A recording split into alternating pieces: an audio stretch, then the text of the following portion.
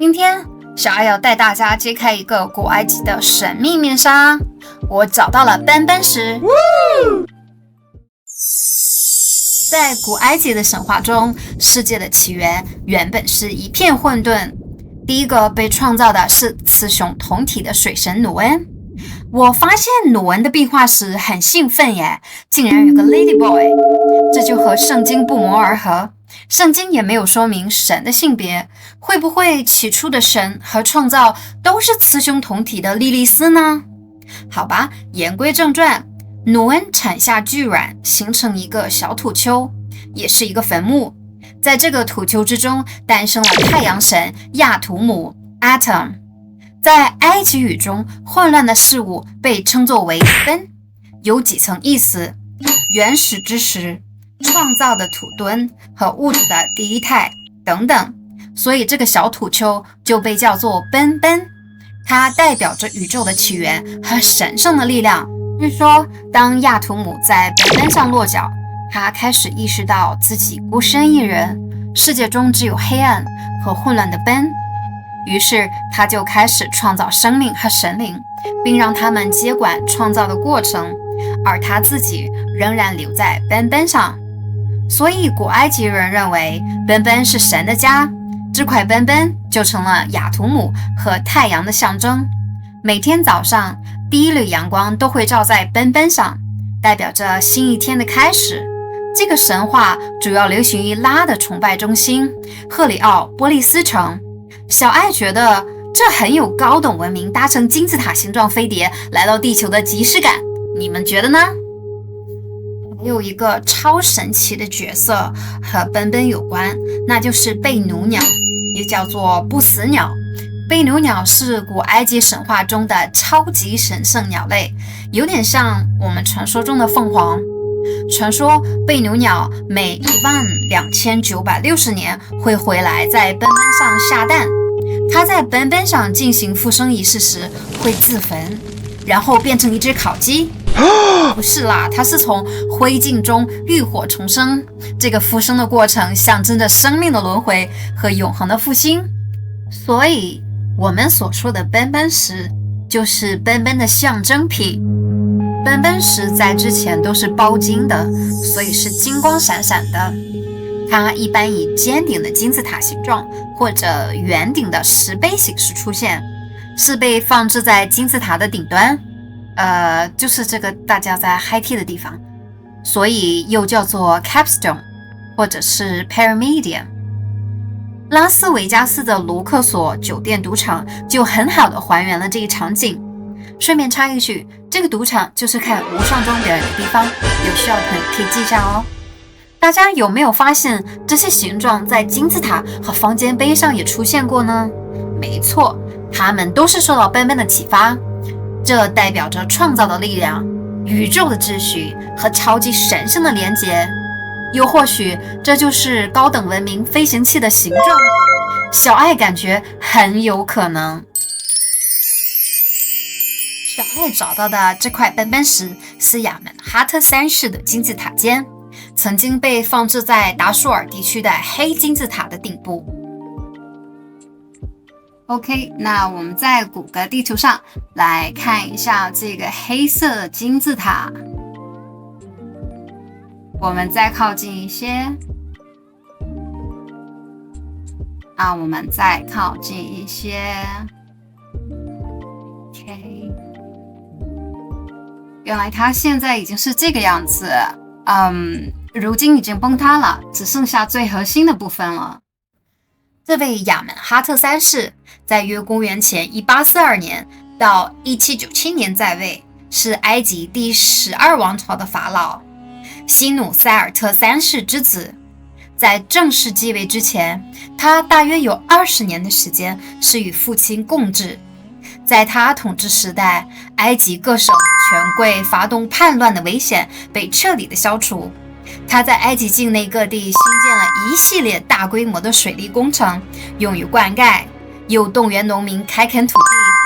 在他在位时期新建的水利设施中，最有名的是位于法尤姆省的美丽多沃湖水库。同时，亚门哈特三世也大大的增加了对矿物的开采。在他的统治时期，埃及的商船队伍穿梭于红海与地中海，最远到达了塞浦路斯呢。他的奔奔石现在就放置在开罗的埃及博物馆，制作于公元前1850年左右，是由一整块石头雕刻而成。它现在保存的相对完好，只是一个角有破损，被放置在博物馆1楼正门的中心，却没有任何保护措施。所以小爱觉得埃及对文物的保护真的可以再用心一些。这块奔奔石是在1900年的时候被埃及古董部的主管加斯东·马斯佩罗发现的，起因是达舒尔地区遭遇了盗墓，虽然没有抓到盗墓者，但加斯东却误打误撞地在陵墓附近发现了它。所以考古界有一种说法，就是宝藏想让你找到的时候就会自己现身，不然你永远都找不到它。根据一些信仰，奔奔石被视为是一种能够传播神圣能量的媒介。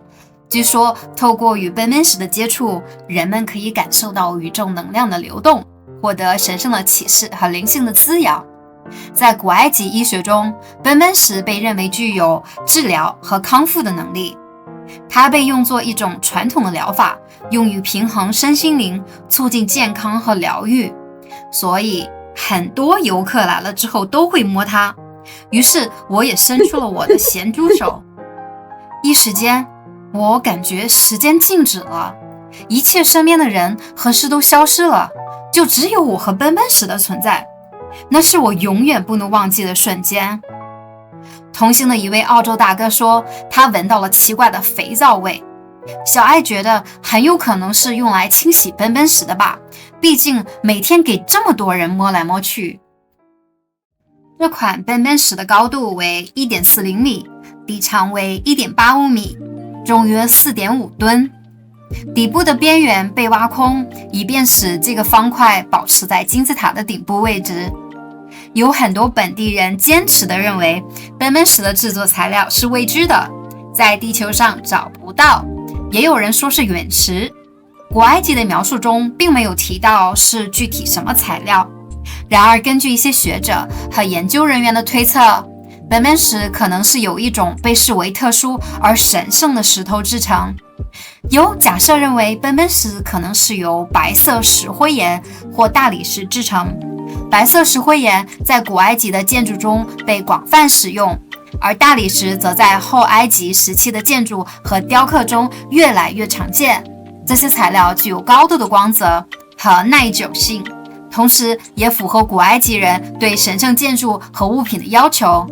然而，直到今天，这仍然是一个具有争议的话题。OK， 大家注意，前方高能，小爱会带你一个字一个字的去解释这块奔奔石上面的古埃及语。这块奔奔石的四面都打磨得很光滑，上边还刻满了古埃及的文字与图案。我们现在所看到的是奔奔石的正面，最上方有带着一双翅膀的太阳盘，两边还有2条眼镜蛇，这是保护的标志。下面有2个眼睛的符号，代表着国王自己的双眼。再往下有3个 Nefer 符号。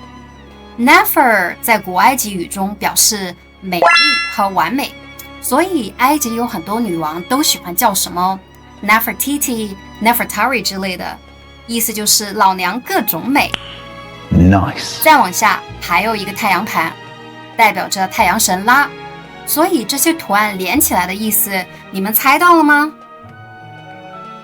对的，就是法老亚门哈特目睹着太阳神拉的完美。在下边太阳石的两边，左边卡图什里边是亚门哈特的个人名字。注意，在埃及象形文字中，卡图什的意思是圈圈，是一个椭圆形，一端有一条与之相切的线，表示所包围的文字是一个皇家名字。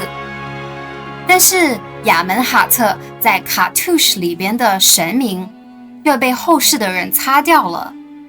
应该是他的敌人不想让他的希望成真。这个在埃及非常的常见，比如说推倒别人的雕像、他方尖碑、打掉别人雕像的鼻子等等。那么这些信息和上边的图案连在一起的意思就是，亚门哈特看见太阳神拉的神力，拉的儿子亚门哈特被他赋予了永生。右边的卡图什里边 Nimari 的意思是属于拉的，和后边连起来就是属于拉的他被赐予永生。小爱感觉两边其实是一个意思，就是法老亚门哈特被太阳神拉赐予了永生。下边两排文字就长一些，我们先看第一行。